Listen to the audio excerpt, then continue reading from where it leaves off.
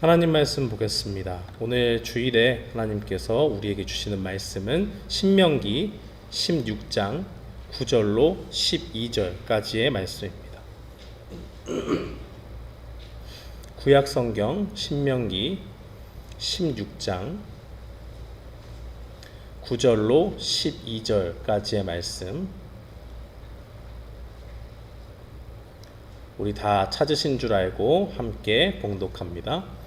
7주를 셀지니 곡식의 낮을 대는 첫날부터 7주를 세어 내 하나님 여호와 앞에 77절을 지키되 내 하나님 여호와께서 내게 복을 주신 대로 내 힘을 헤아려 자원하는 예물을 드리고 너와 내 자녀와 노비와 내 성중에 있는 레위인과 및 너희에게 있는 객과 고아와 과부가 함께 내 하나님 여호와께서 자기의 이름을 두시려고 택하신 곳에서 내 하나님 여호와 앞에서 즐거워할지니라.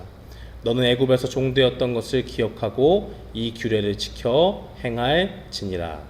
아멘. 저는 본문 말씀 신명기 16장 9절로 12절 말씀을 통해서 은혜 안에 감사하라 라는 제목으로 주의 말씀을 선포하겠습니다.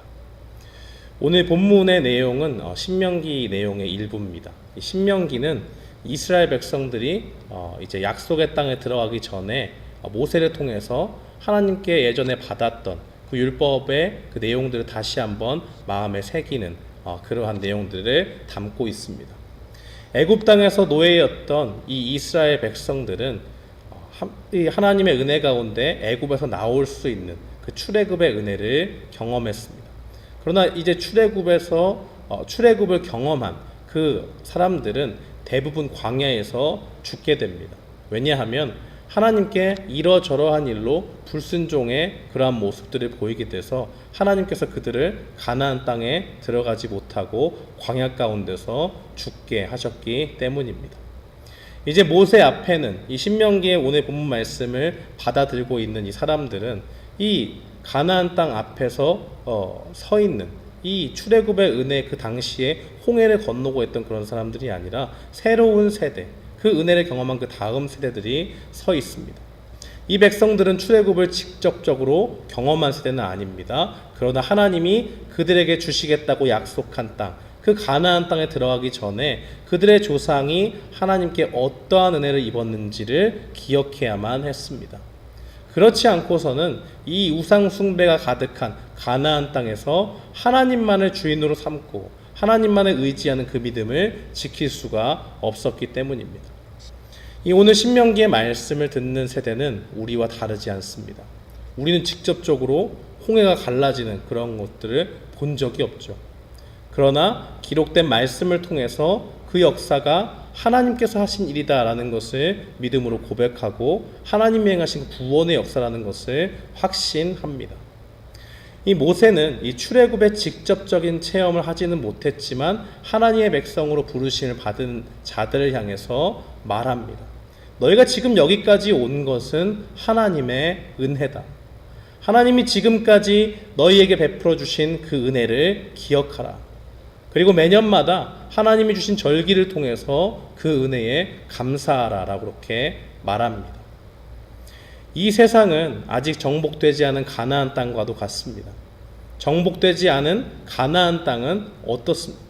하나님이 없는 그 인생들로 가득합니다.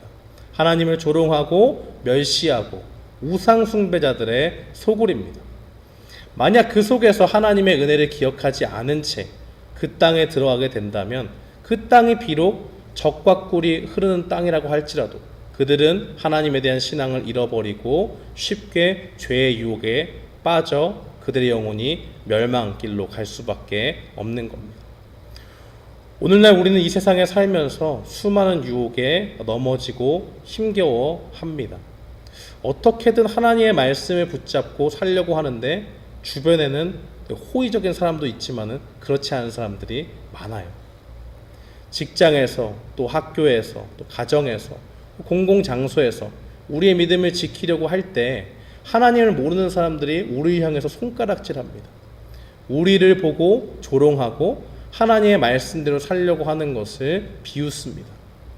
뭐가 그렇게 잘나서 너 혼자 그렇게 유난을 떠느냐 하는 그러한 비아냥거리는 말도 하고, 그렇다고 해서 네가 완벽한 존재가 될 수 있겠느냐 하면서 우리의 단점들을 막 지적하면서 우리를 깎아 내립니다.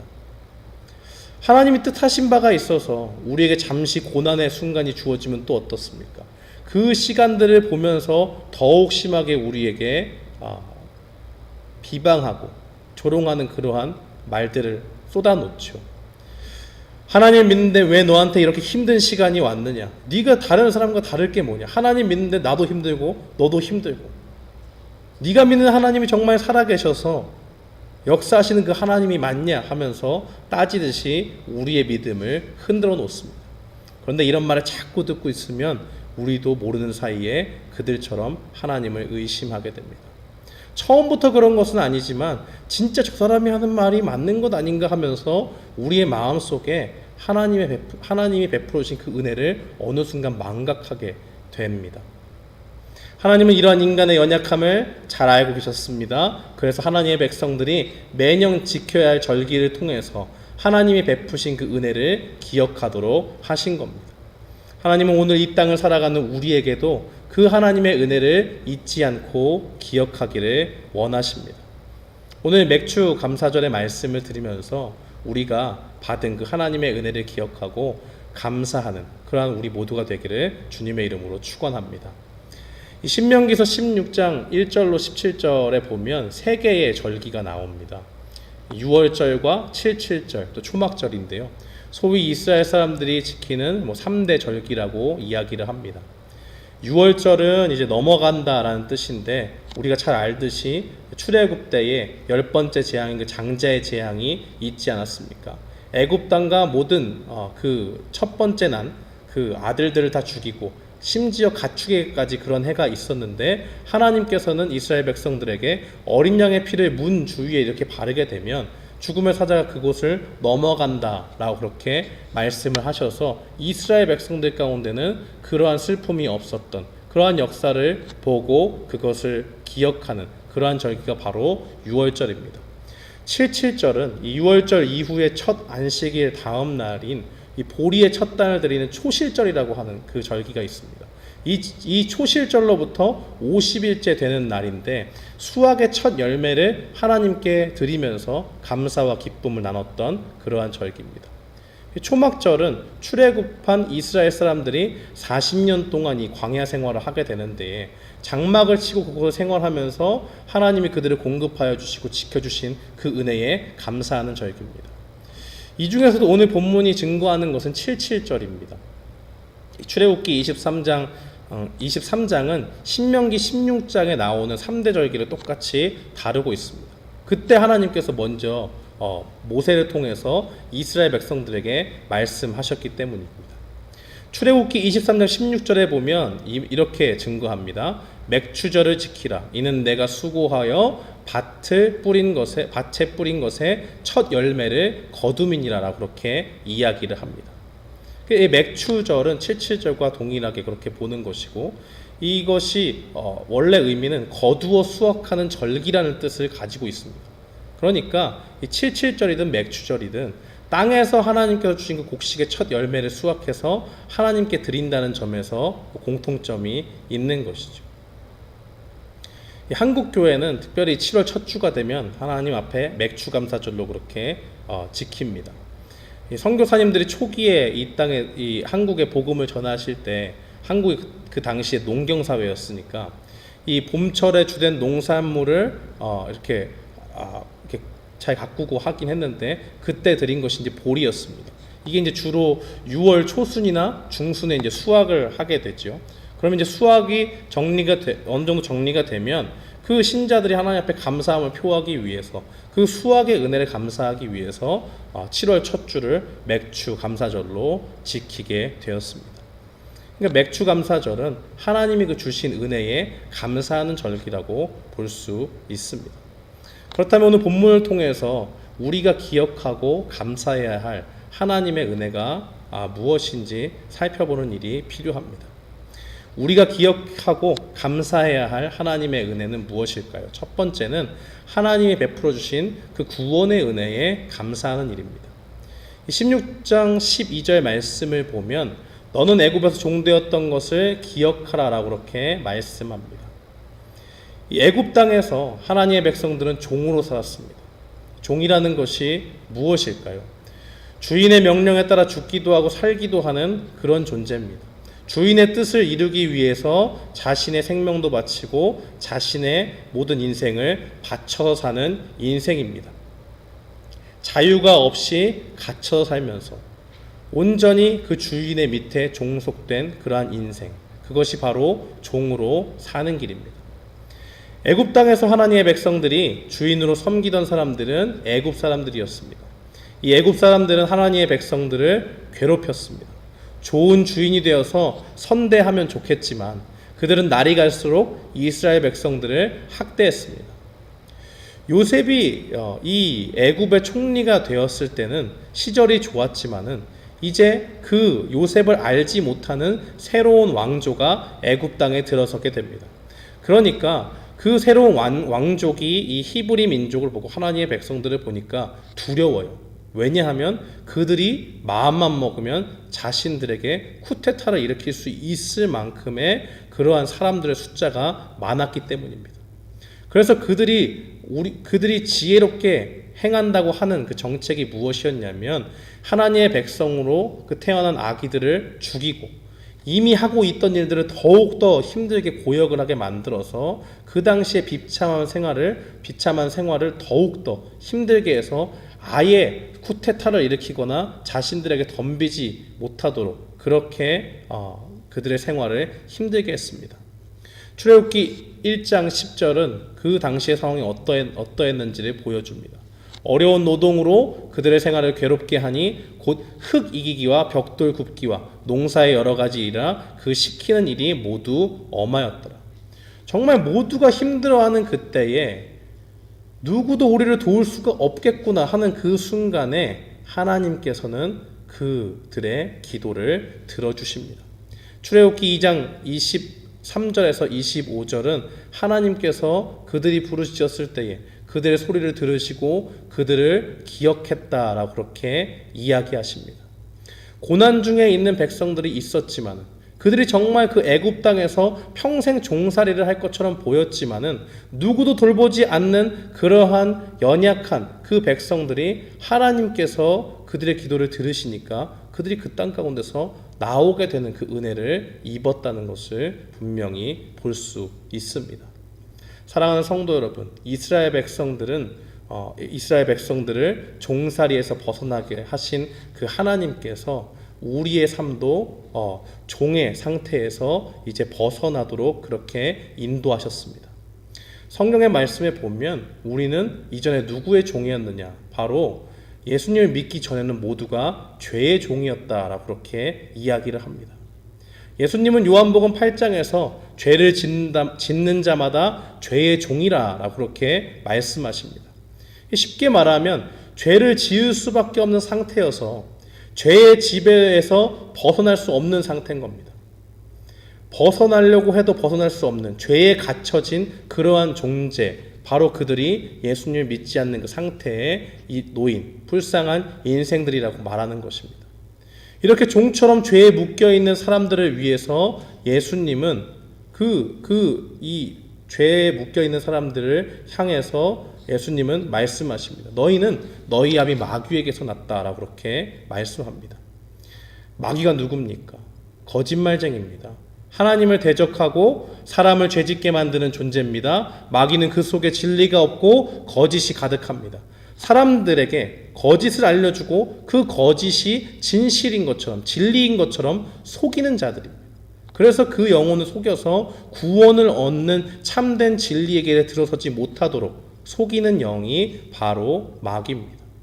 이 마귀의 손에 속게 되면 그 영혼은 하나님을 거스려서 행하게 됩니다. 죄의 길에서 지옥의 문으로 달려갈 수밖에 없습니다. 이렇게 비참한 상태가 바로 우리의 상태였던 것입니다. 죄의 종인 것입니다. 그런데 이 마귀의 소나기에서 벗어날 수 있게 해주는 그 하나님의 은혜가 임하게 됩니다. 그분이 바로 누구십니까? 바로 죄의 종으로 사는 그 자들에게 자유를 주시는 예수 그리스도십니다. 로마서 6장 6절로 7절은 우리에게 이렇게 말합니다. 우리가 알거니와 우리의 옛사람이 예수와 함께 십자가에 못 박힌 것은 죄의 몸이 죽어 다시는 우리가 죄에게 종노릇하지 아니하려 함이니 이는 죽은 자가 죄에서 벗어나 의롭다 하심을 얻었습니다. 예수님을 믿지 않던 옛사람의 모습은 이제 예수님을 믿기만 하면 그 옛사람의 모습이 죽어버립니다. 죄를 추구하고 죄를 사랑하고 죄에 찌들어 살던 옛 본성은 이제 예수님을 믿는 순간 죽어버렸습니다. 예전에는 죄를 지으면 무감각했어요. 죄가 죄인지 모르고 행했습니다. 이게 뭐가 그렇게 큰 문제가 되냐 하면서 죄를 지었어요. 양심의 가책도 없고 그저 자신의 욕심대로 또 사탄이 속이는 대로 세상 욕심에 또 유혹에 휩쓸려서 그 본능에 충실한 삶을 살아가는 겁니다. 그런데 우리가 예수님을 믿고 나면 어떤 일이 벌어지느냐? 예전에는 별거 아니었는데 죄에 민감해지기 시작합니다. 죄를 싫어하는 마음이 생기면서 이 죄의 종이었던 옛사람의 모습들을 후회하게 됩니다. 자랑거리가 아니에요. 내가 옛날에는 이렇게 됐다. 나 때는 이렇게 했다. 그런 게 아니고 부끄러워서 말을 할 수가 없을 정도로 죄에 대해서 심각함을 깨닫게 됩니다. 그런데 이런 마음이 있어도 우리는 죄의 종이었던 옛사람의 모습을 버리지 못하고 실제 우리 삶 속에서 연약함 가운데 죄를 다시 짓기도 하지 않습니까? 근데 그럴 때의 반응이 달라요. 예수님을 믿기 전에는 똑같이 죄를 지어도 죄 지어도 아무 일 없네 그러고 그냥 넘어갑니다. 근데 예수님을 믿고 난 후에 그의 양심이 찔리고 죄가 우리 속에 들어오게 되면 내가 또 이 죄를 이기지 못했구나 하는 그 안타까움을 가지면서 이렇게 살면 안 되는데 하는 마음이 우리에게 들어요. 그리고 하나님의 말씀을 찾아보면 이게 정말 하나님의 말씀에 이렇게 살지 말라고 한 것 같은데 정말 이 말씀이 맞나? 살펴보고 그 가운데서 어떻게 하면 우리의 행동까지도 바꿀 수가 있을까? 그렇게 하나님 앞에서 애쓰면서 나아가는 모습으로 변한다는 겁니다. 죄와 점점 멀어지려고 하고 죄와 싸우는 모습이 우리 가운데 보이게 된다는 겁니다. 이전에는 몰랐지만 혹시 이게 죄가 아닐까 하면서 말씀을 의식하게 되고 말씀에 이렇게 나와 있는데 정말 이 말씀이 그대로 내 삶에 사라졌으면 좋겠다는 그런 거룩한 열망이 솟아나게 됩니다. 죄를 지으면 죄책감이 몰려오고 하나님 앞에 정말 이 죄를 회개하지 않으면 내가 살 수가 없겠구나 하는 그런 마음이 우리 속에 나타난다는 겁니다. 사랑하는 성도 여러분, 하나님께서는 애굽의 종으로 고통 속에 살던 그들의 백성을 구원하셨습니다. 그리고 오늘 우리에게는 예수 그리스도를 믿음으로 말미암아 죄의 종으로 살았던 우리에게 죄에서 자유함을 주시는 그 구원의 은혜를 우리에게 주신 줄 믿습니다. 이 로마서 6장 23절은 증거합니다. 죄의 삭은 사망이요 하나님의 은사는 그리스도 예수 우리 주 안에 있는 영생이니라. 죄의 대가는 죽음이지만 하나님께서 은혜 중에 주시는 그 구원의 은혜는 그 구원의 선물은 우리 주 예수 그리스도 안에 있는 영원한 생명이다라고 그렇게 말씀합니다. 사랑하는 성도 여러분, 죄의 종은 사형 집행을 기다리는 사형수와 같습니다. 집행은 결정돼 있어요. 그 길로 가는 겁니다. 우리에게 주어진 그 구원의 은혜는 이 사형수가 사형을 면하고 감옥에서 풀려날 뿐만이 아니라 영원한 행복을 누리면서 살 수 있는 호화저택에서 사는 것과 같습니다. 하나님께서 우리에게 베풀어 주신 그 구원의 은혜가 얼마나 귀한 것인지 깨닫고 이 죄와 사망에서 우리를 건지신 그 하나님의 은혜가 얼마나 큰 것인지 우리가 기억하고 늘 그 은혜에 감사해야 될 줄 믿습니다. 우리가 두 번째로 기억하고 감사해야 할 하나님의 은혜는 하나님이 앞으로 베풀어 주실 그 미래의 은혜에 감사하는 일입니다. 하나님이 우리를 구원하셨습니다. 그런데 구원하시고 그친 것이 아니라 그 시작만 하신 것이 아니라 장차 하나님을 닮은 거룩한 모습으로 영생하도록 우리를 끝까지 인도하신다는 겁니다. 모세에게 말씀을 듣고 있는 지금 이스라엘 백성들을 보세요. 그 사람들에게 지금 하는 얘기, 과거의 은혜, 하나님께서 출애굽을 통해서 너희 조상을 이끄셨다. 누구 얘기입니까? 엄밀히 얘기하면 나랑 크게 와닿진 않아요. 내가 경험한 건 아니에요. 그렇지만 조상들이 실제로 경험해서 내가 이 자리에 와 있는 건 맞아요. 그들에게 그 얘기는 과거의 은혜입니다. 아, 우리 조상들에게 이렇게 은혜를 주셔서 우리가 지금 가나안 땅에서, 애굽 땅에서 종살이 하지 않고 가나안 땅에 들어갈 수 있도록 지금 이 가나안 땅 코앞에 와 있구나 하는 것을 깨달을 수 있는 은혜입니다. 만약에 하나님께서 조상들에게 먼저 이 은혜를 베풀지 않았다면 가나안 땅은 꿈도 꿀 수 없는 것이죠. 그러니까 이 과거에 하나님이 주신 그 은혜는 현재의 삶을 만들어주는 기반과도 같습니다. 근데 그들이 들을 때 과거에 저렇게 역사하셨구나, 그렇게 그냥 스쳐 지나가면서 별로 감사하지 않을 수 있어요. 그런데 하나님의 이 은혜가 과거의 영광으로만 끝나면 곧 가나안 땅에 들어가서 맞닥뜨리게 될 이 하나님의 백성, 이 새로운 세대에게 하나님은 어떻게 기억이 되느냐? 예전에 역사하시고 마신 하나님, 그렇게 잊혀지고 말지도 모르는 것입니다. 자신과의 관계성을 끊어버릴 수 있어요. 예전엔 그렇게 하셨지, 근데 우리 앞에 보이신 건 뭐가 있지? 이렇게 생각할 수 있지 않습니까? 그래서 하나님께서는 그들에게 이 미래의 은혜를 약속하는 것으로 그들의 그 우려를 잠식시킵니다. 우리가 두 번째로 기억하고 감사해야 할 은혜는 하나님이 베풀어 주신 그 미래의 은혜입니다. 신명기 16장 10절 말씀을 보니까 이렇게 증거합니다. 내 하나님 여호와 앞에서 77절을 지키되 내 하나님 여호와께서 내게 복을 주신 대로 내 힘을 헤아려 자원하는 예물을 드리고 라고 그렇게 증거합니다. 하나님의 은혜는 과거에 존재하듯이 지금 우리에게도 유효하고 미래에도 우리에게 주어질 것이 확실합니다. 이 출애굽의 은혜를 받아서 누리는 성도들에게 이제 가나안 땅에서 하나님께서 주실 복을 하나님은 모세 율법을 통해서 말씀하고 있습니다. 그 복이 바로 어떤 것입니까? 가나안 땅에서 곡식을 거두게 하시는 은혜입니다. 젖과 꿀이 흐르는 땅이 가나안 땅이라고 했잖아요. 그러면 그 땅에서 곡식 거두는 게 뭐 그렇게 대단한 일입니까? 라고 반응할 수 있습니다. 당연히 젖과 꿀이 흐르는 비옥한 땅이니까 씨 뿌리면 곡식이 엄청 많이 자라고 하는 거 당연한 거 아니냐. 당시 이스라엘 백성들이 살았던 방식을 이해하면 그것이 얼마나 큰 은혜인지를 깨닫게 됩니다. 이 이스라엘 백성들이 그 당시에 살았던 이 방식, 이 지금 말씀을 듣고 있는 이 새로운 세대가 살았던 그들의 삶의 방식은 씨를 뿌리고 물을 주고 농사를 주는 그런 삶의 방식이 아니었습니다. 그들이 노력한 만큼 그 땅이 반응해 주지 않아요. 그들은 끝없이 위험이 있는 사막을 걸어서 이 40년 동안 광야에서 살았던 사람들입니다. 그들이 살았던 광야의 삶은 물과 음식을 공급받는 삶이에요. 내가 뭘 해가지고 뭔가를 얻어가지고 결실 이런 게 아니고 나는 아무것도 할 수가 없는 무력한 존재가 되는 겁니다.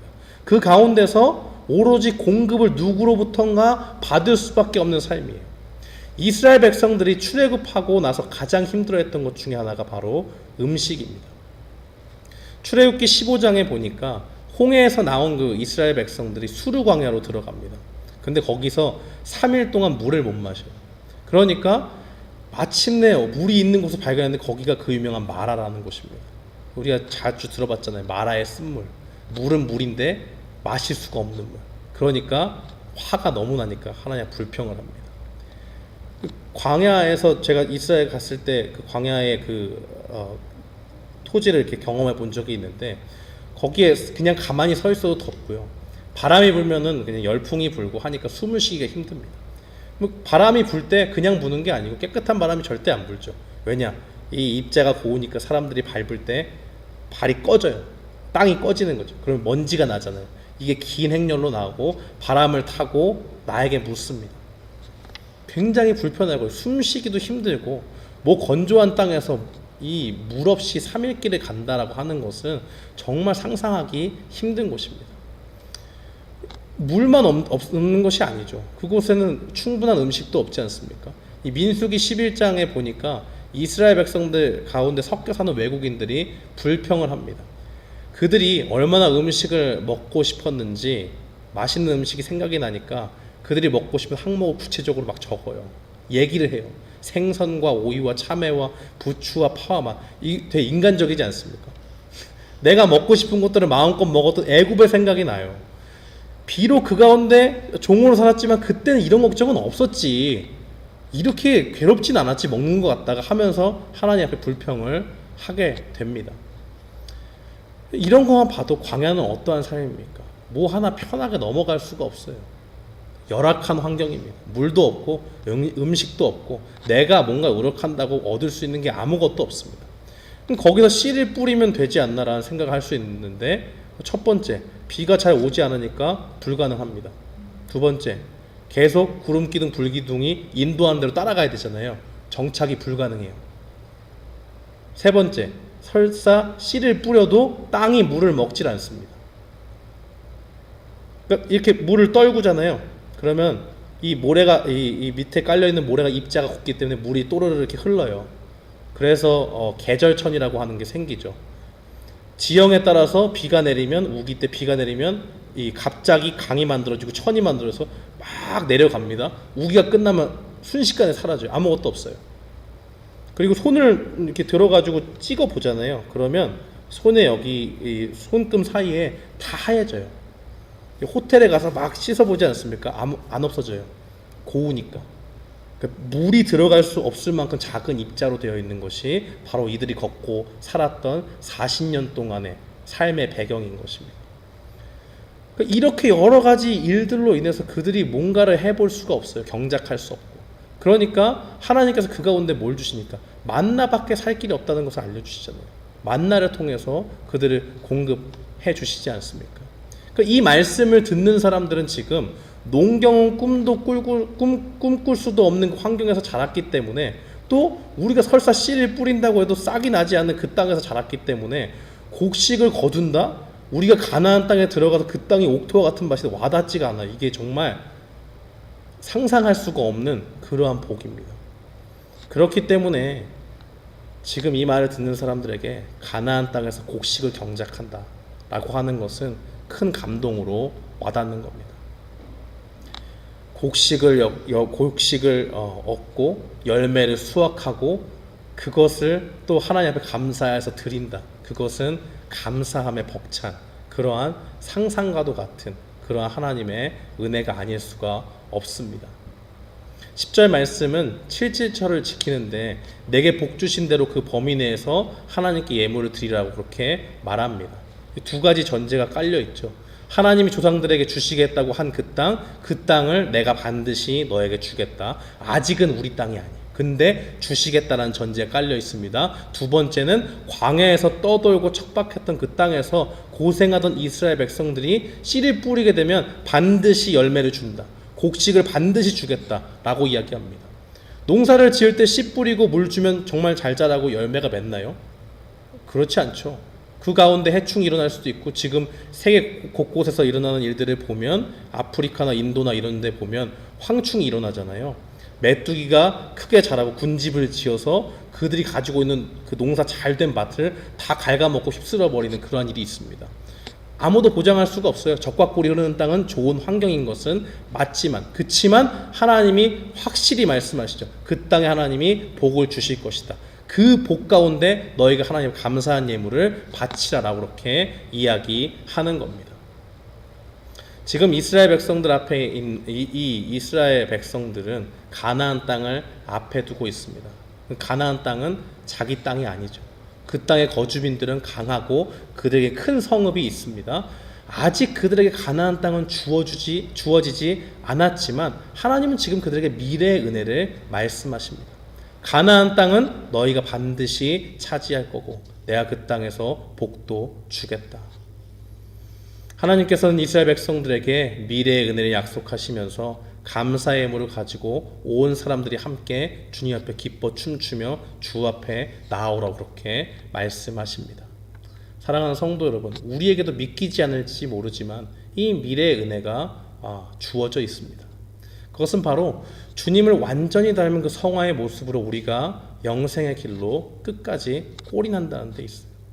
로마서 6장 22절은 이렇게 증거합니다. 그러나 이제는 너희가 죄로부터 해방되고 하나님께 종이 되어 거룩함에 이르는 열매를 맺었으니 그 마지막은 영생이라. 우리가 구원의 은혜를 받아서 이 땅을 살고 있지만 우리에게는 아직도 죄의 습성을 못 버리는 연약함이 있습니다. 그런 모습 속에서 좌절하고 마음이 상할 수 있습니다. 혹시 나의 연약함 때문에 구원에 떨어져서 우리가 정말 영생의 길로 끝까지 가지 못하면 어쩌나 하는 그런 두려운 마음이 들 때도 있어요. 그러나 하나님은 우리에게 힘을 주십니다. 확실한 미래의 약속을 주십니다. 너에게 영생은 보장되어 있고 내가 반드시 주겠다. 사도 바울은 이렇게 고민하는 사람들에게 로마서 6장 19절에 이렇게 증거합니다. 너희 육신이 연약함으로 내가 사람의 예대로 말하노니 전에 너희가 너희 지체를 부정과 불법에 내주어 불법에 이른 것 같이 이제는 너희 지체를 의에게 종으로 내주어 거룩함에 이르라 라고 말합니다. 말이 복잡한 것 같지만 그렇지 않아요. 우리가 죄의 습성에서 얼마나 자주 넘어지고 그 속에서 좌절하는지를 바울이 알았어요. 그래서 그들에게 도전합니다. 이전에 정말 죄에 헌신해서 죄의 종으로 죄의 그 카테고리에서 벗어나지 못했던 그 삶을 너희가 살았듯이 이제는 완전히 바뀌어진 신분 가운데서 너희가 의의 종이 되었기 때문에 하나님 앞에 헌신된 삶으로 너희의 몸을 의의 종과 같이 거룩한 모습으로 드리기를 힘쓰라라고 그렇게 이야기하는 겁니다. 사랑하는 성도 여러분, 우리에게 아직 주어지지 않았지만 하나님 반드시 미래의 은혜로 우리에게 영생에 이르게 하십니다. 꿈만 같은 일 같지만 그것이 사실입니다. 그러므로 지금 당장의 연약한 모습에 좌절하지 말고 하나님이 주신 그 구원의 복에 감사합시다. 하나님은 구원을 온전히 이루셔서 우리의 미래에 영생에까지 이르게 이끄시는 그 하나님의 복을 우리에게 반드시 주실 줄 믿습니다. 오늘 이 말씀을 기억하면서 과거와 미래의 은혜에 감사함으로 우리에게 그 정말 주신 그 하나님의 은혜를 기억하면서 감사의 예물을 하나님 앞에 기쁜 마음으로 드리며 나아가는 우리 모두가 되기를 주님의 이름으로 축원합니다. 아멘.